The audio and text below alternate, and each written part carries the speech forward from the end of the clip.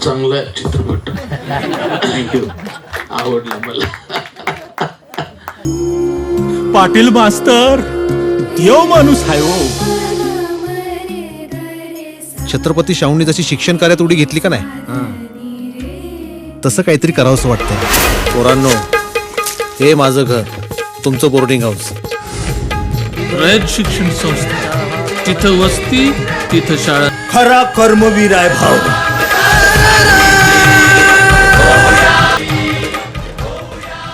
सभी जाति धर्म के बच्चे एक ही स्थान पर. यशवंतराव चव्हाण प्रतिष्ठान छत्रपती संभाजीनगर शाखेच्या वतीनं कर्मवीरांचा विशेष शो घेण्यात आला. महात्मा गांधी मिशनच्या व्ही शांताराम प्रेक्षागृहात हा कार्यक्रम झाला. चित्रपटाला चांगली उपस्थिती होती.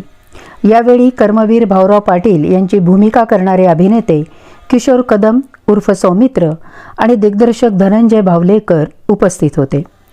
महात्मा गांधी मिशनचे विश्वस्त माननीय अंकुशराव कदम यांनी उभयतांचा सत्कार केला. चित्रपटानंतर किशोर कदम आणि धनंजय भावलेकर यांनी प्रेक्षकांशी संवाद साधला. कोणाला खरं नाही वाटणार, यांनी मी आता इथं आल्यावर टॉन्ट मारलं. मी आज तुमच्या सोबत पहिल्यांदा पाहिली फिल्म. चांगला आहे चित्रपट. थँक्यू. आवडला मला. मी आज पहिल्यांदा, खरंच पहिल्यांदा पाहिला. म्हणजे डबिंगला जेवढा पाहिला होता तेवढा. एक स्वार्थी ऍक्टर आहे मी. मला असं वाटतं इंटरव्हल नंतर सुरू केलं असं तरी चालेल.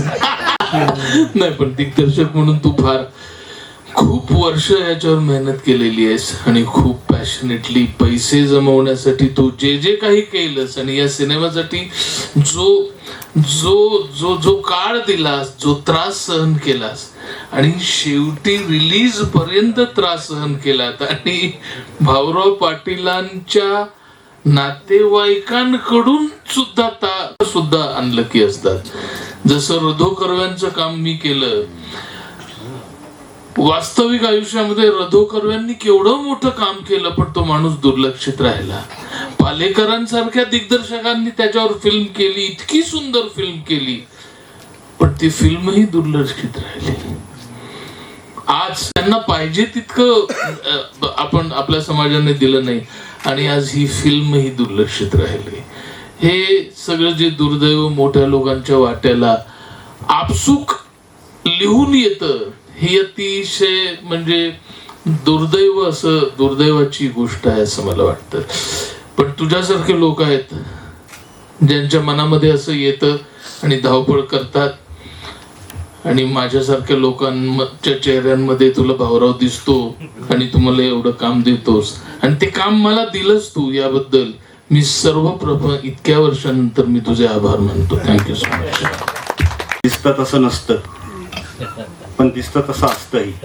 कारण मला असं म्हणायचं आहे की जेव्हा एखादं पात्र आपण पडद्यावर आणतो त्या व्यक्तीचे विचार, परंतु किशोरदांचाच पूर्वीपासूनचा सगळ्या विविध लेखकांचा असणारा अभ्यास आणि स्वातंत्र्यपूर्व असेल किंवा स्वातंत्र्योत्तर काळ असेल त्याविषयी असणारी त्यांची संवेदनशीलता या सिनेमाला खूप उपयोगी पडली. ती तुम्ही त्याच्या सगळे साक्षीदार आहात. तुम्ही सगळ्यांनी हा चित्रपट पाहिला आहे. आणि दुसरी गोष्ट, सर्वात मोठा त्रास म्हणजे मला जो 8 वर्षात त्रास झाला नाही, तो 40 दिवसात त्रास मी यांना दिलेला आहे. म्हणजे रोज सकाळी येऊन शेव करणं आणि तो मेकअप करण्यासाठी 2 तास परत सेटवर उपस्थित राहणं, हे देखील खूप जिकिरीचं काम होतं. आणि हे लोकेशन जो तुम्ही सिनेमातले पाहता हे सगळे ब्रिटिशकालीन महाराष्ट्रातले आम्ही निवडले होते. त्यामुळे सततचं होणारं शिफ्टिंग सिनेमाच्या शूटिंगसाठी हा एक खूप हेक्टिक भाग होता. दुसऱ्यात आणखीन छोटी, केस पण छोट, एवढी स्टाईल मारायची काय गरज होती. मला खूप त्रास होत होता. आता स्पिरिट गम या 2 शब्दांमध्ये पहिला शब्द हा स्पिरिट आहे. त्याच्यामध्ये स्पिरिट असतो आणि संपूर्ण चेहरा आणि इथे तुम्ही स्पिरिट लावल्यानंतर ते आत शिरतं आणि तुम्हाला गुंगी येते. हा अनुभव मी घेतलेला आहे. एक मिशी लावणं त्याने काय होत नाही, पण एवढं सगळं लावणं हे मी तुला आज पहिल्यांदा सांगतोय. आता मला कळतं भावना. हा, म्हणजे तू बघत होतास पण तो त्रास. फार मागे आहोत. जेव्हा वेगवेगळ्या देशांमधले म्युझियम्स आम्ही पाहतो तेव्हा त्या लोकांनी किती छान जतन करून ठेवले. म्हणजे महात्मा गांधींचे जे काही आपण व्हिडिओज पाहतो किंवा त्या मुलाखती आपल्याला मिळतात, हे सगळं श्रेय जे आहे ते ब्रिटिश पत्रकारांचं आहे. ते जेव्हा भारतात यायचे, ह्या सगळ्या फ्रीडम फायटर्सचं काय आता चाललंय हे पाहायला, नाही त्यात तो जो संवाद व्हायचा, तर ते रेफरन्सेस आपल्याला तिथे मिळायचे. कर्मवीर अण्णांचे शेवटी दाखवलेले फुटेज तेवढेच उपलब्ध होते आम्हाला, आधीचे तर माहिती पण नाही. तर असा हा सगळा तो प्रवास होता, ते लुक्स क्रिएट करणं. आणि एका लोकेशनवर गेलात की तुम्हाला मग मल्टिपल सीन्स करावे लागायचे. एकदा एक एक एक एक आठवण सांगायची. एक दिवस सकाळी मला खूप म्हणजे 40 दिवस शूटिंग केलं यार आपण. 40 की 30 दिवस होतं, 10 दिवस वाढलं ते 25व्या 30व्या दिवशी खरंच मला निलेश असा कंटाळा आला ना. सकाळी उठलो, मी म्हटलं आता आंघोळ करायची गरम पाण्याने, जाऊन परत ते उन्हामध्ये चिकटोय. मला खूप आणि टक्कल पाहिजे होतं ना, नाही तर गम चिकटणार नाही, केस जरा पण नको म्हणून रोज. तर मी त्या दिवशी रागाने असं असं असं करत एक होईच गेली एक दिवस.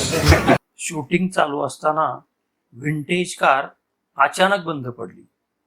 त्याविषयीचा किस्सा सांगताना दिग्दर्शक धनंजय भावलेकर म्हणाले, आता ती कशी चालू होणार त्याविषयी. यांनी आणि मिळून, आम्ही दोघांनी मिळून हे मेकअप मध्ये आम्ही धक्का मारत होतो. कारण की सूर्यास्त होत होता. काही करून ती गाडी परत पुण्याला पाठवायची होती. ती विंटेज कार होती, ती त्या डोंगरावर न्यायला परत आम्हाला टोईंग मॅन फार कष्ट घ्यावे लागले होते. आणि गाडीचं भाडं खूप महाग होतं. काही करून तिला आज रात्री आम्हाला रवाना करायची होती. आणि तो सीन आपल्याला करायचा होता गांधींना जेव्हा ते आश्रमात आणतात. आणि तेव्हा आम्ही दोघांनी मिळून धक्का मारला. कॅमेरावाला शूट करत होता आणि महात्मा गांधी त्या गाडीत बसलेले आपल्याला दिसतात, सगळे असे जयघोष करतात.